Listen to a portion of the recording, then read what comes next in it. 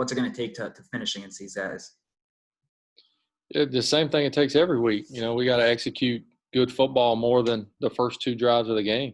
There's little things happening here and there that stall out drives and stall out possessions that, watching the first two drives of the game, it frustrates you even more as a coach going, it's there, we can do it. It just, we don't get it done enough. So continuing to I told the guys, we got 2 weeks left, man. We got 2 more opportunities to go out and show, what we are, and show that we got heart, and we're going to fight, and we're going to try to get this thing fixed, and go out and show that we can play a lot better than we've played.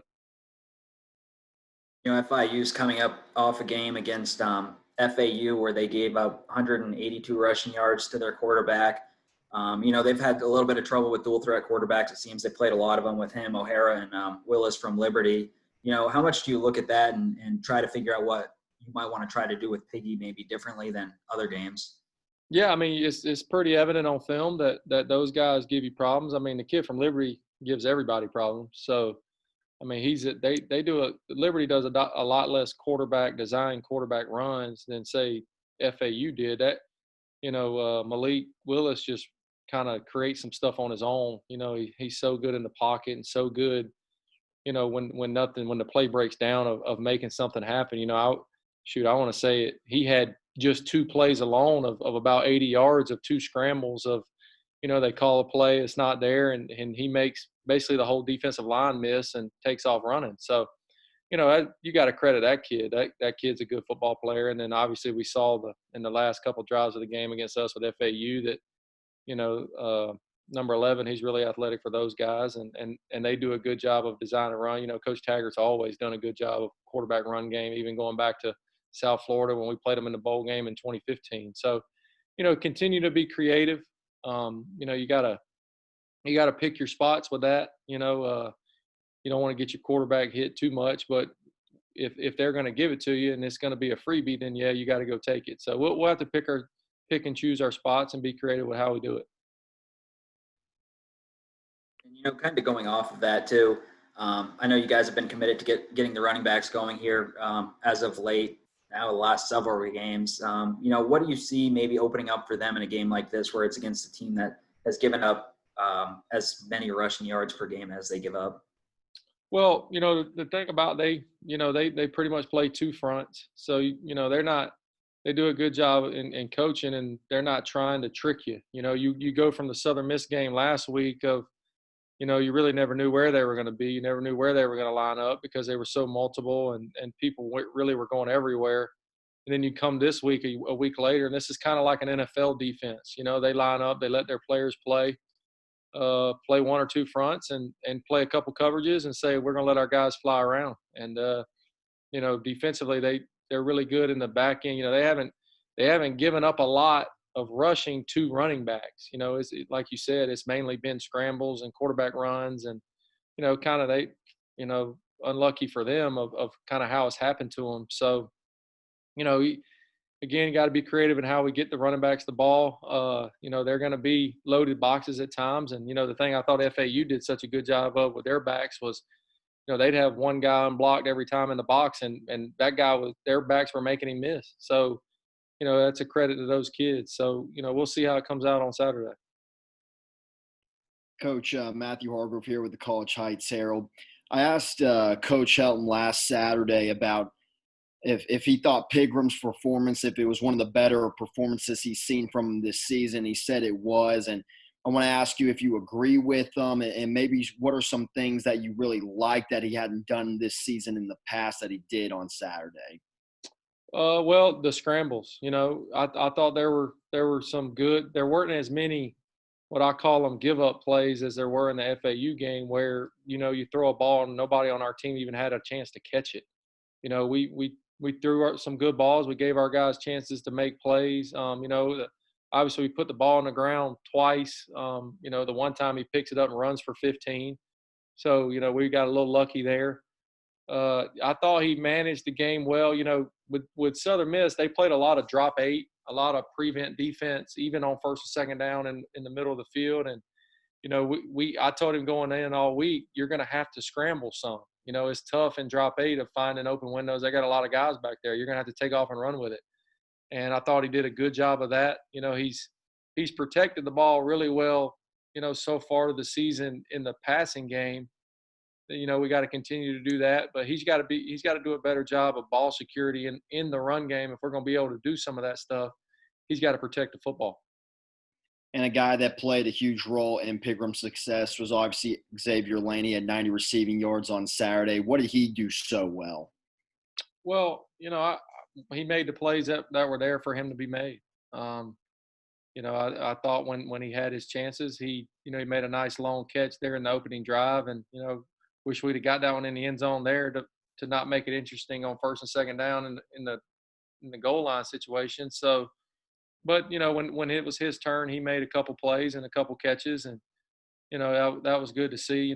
With that receiver group, as good as he was in a couple of those catches, I thought we were pretty poor in run blocking by those guys. And you play college football at Division I level, you don't just get to catch passes. You got to be a complete football player, and we got to get a lot better in the run blocking part of it in that wide receiver group. Looking back on the film, what was the biggest takeaway that you had from that game? The biggest takeaway was, to me, it was how we started the game.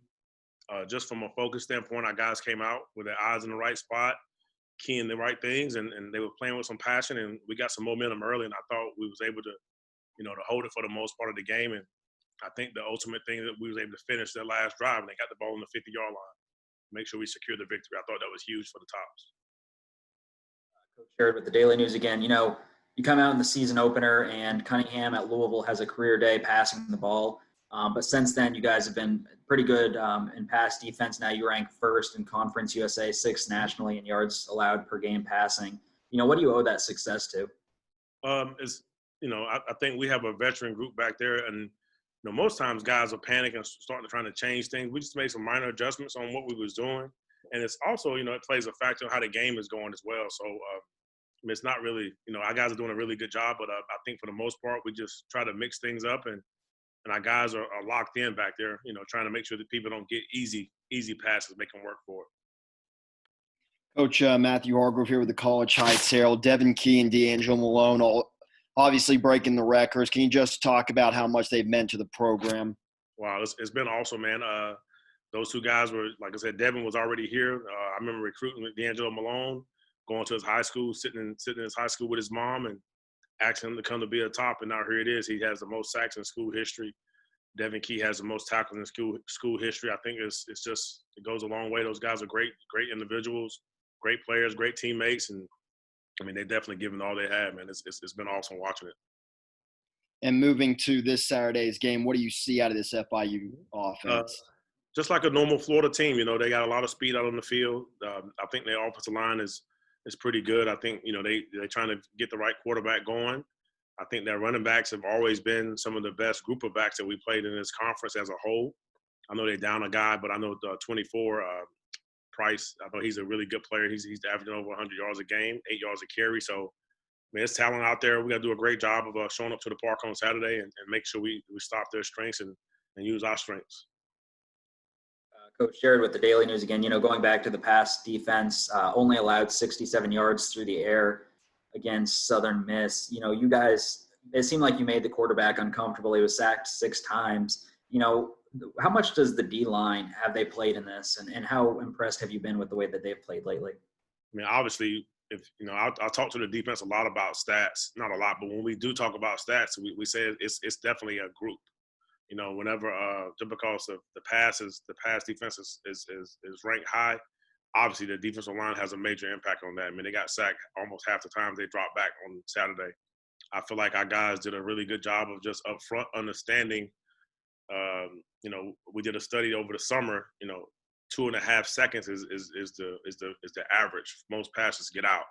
We can cover for 3 seconds, it's probably going to be a sack. So we kind of put those stats together in the summer from PFF, Pro Football Focus, and we just focus on those things. Let's cover longer because we have a good D-line. We can't cover for 2 seconds. They're not going to get a sack.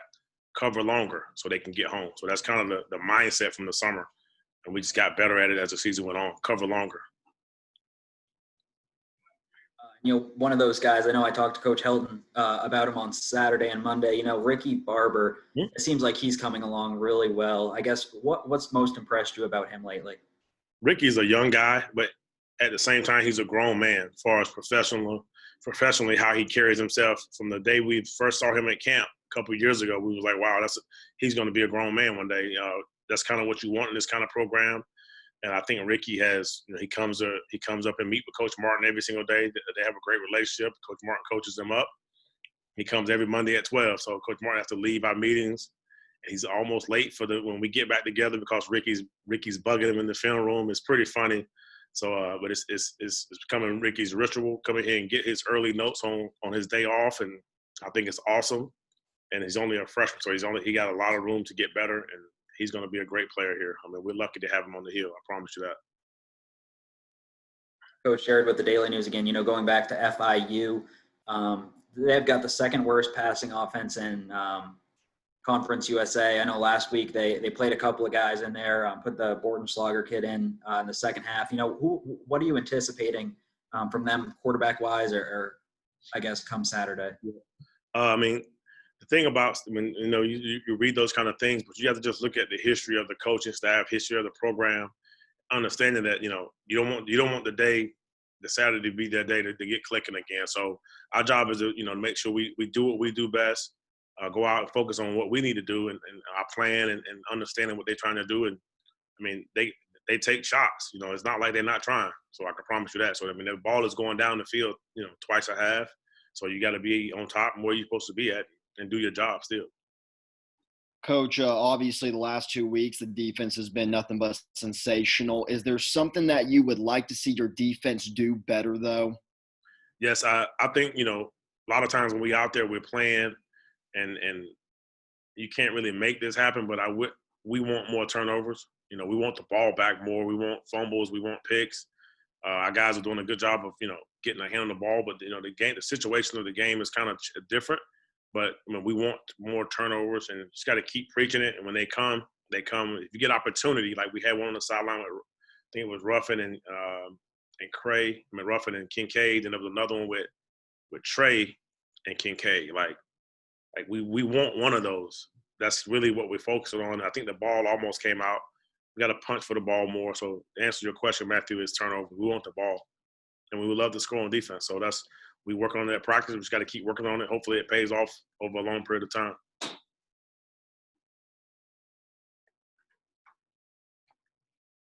Appreciate it, Coach. I didn't mean to get long-winded on that last one.